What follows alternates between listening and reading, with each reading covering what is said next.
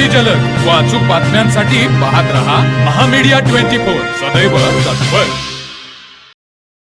हातकणंगले तालुक्यातील इंगळी इथल्या भूसंकलन झालेल्या जुन्या विहिरीमध्ये मुरुम टाकून मोजवण्याचे काम चालू असताना अनावधानाने चालकाचे लक्ष विचलित होऊन 25 टनी पोकलँड मशीन विहिरीत पूर्णपणे बुडाला।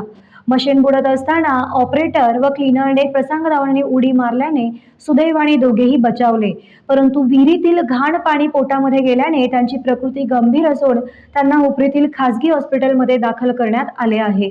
ही घटना मंगळवारी सायंकाळी 6 वाजण्याच्या सुमारास घडली, तर ही घटना सीसीटीव्ही मध्ये कैद झाली आहे। आज दिवसभरामध्ये पोकलँड मशीन बाहेर काढण्यासाठी 2 क्रेन मशीन व 25 भर मजूर कार्यरत होते।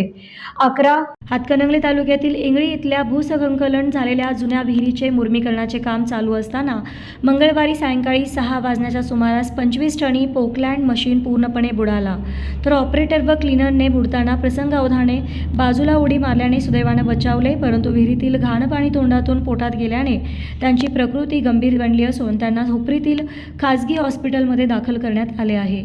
पोकलँड मशीनचा ऑपरेटर 25 वर्षीय सिंता भारती व क्लीनर 19 वर्षीय आशिष रमण अशी त्यांची नावे आहेत। या घटनेमुळे इंगळीतील भूसंकलन झालेली जुनी मोठ विहीर पुन्हा चर्चेमध्ये आली आहे। आज दिवसभर बुडालेल्या 25 टनी पोकलँड मशीन काढण्यासाठी 2 क्रेन मशीनसह 25 भर मजुरांची यंत्रणा कार्यरत होती। याबाबत घटनास्थळावरून मिळालेली माहिती अशी, इंगळी इथल्या गावांतर्गत मुख्य रस्ता उर्दू शाळा ते जिल्हा परिषद शाळाच्या दरम्यान असलेली 6 मोठ विहीर व विहिरीचा परिसर मागील वर्षी 27 मे 2025 रोजी भूसंकलन होऊन मोठ्या प्रमाणामध्ये पडझड झाली, तर विहिरीवरील 8 दुकाने बुडाली होती। या विहिरीच्या भूसंकलनाने परिसरातील नागरी वसाहत व मशिदीला धोका निर्माण झाला होता। याबाबत सामाजिक कार्यकर्ते केशव पाटील यांनी आमरण उपोषणासह तीव्र आंदोलने केली।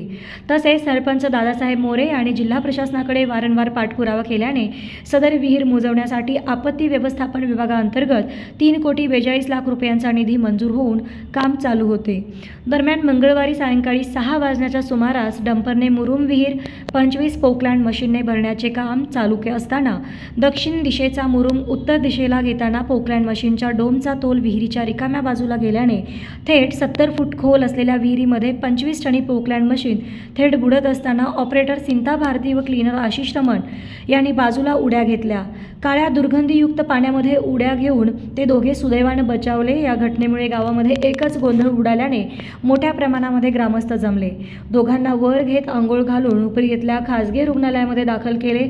दोघांच्याही पोटातून जवळपास लिटरभर काळी पाणी काढून त्यांना त्वचेचा कोणताही आजार होऊ नये याची काळजी म्हणून उपचारास सुरुवात करण्यात आली। विहिरीत पोकलँड मशीन बुडत असताना समोरील उर्दू शाळेतील ग्रामपंचायतीच्या सीसीटीव्हीत सर्व घटना कैद झाली आहे। दरम्यान बुधवारी सकाळपासून विहिरीमध्ये बुडालेल्या पोकलँड मशीन बाहेर काढण्यासाठी 2 क्रेन मशीनसह 25 भर मजुरांची यंत्रणा कार्यरत होती।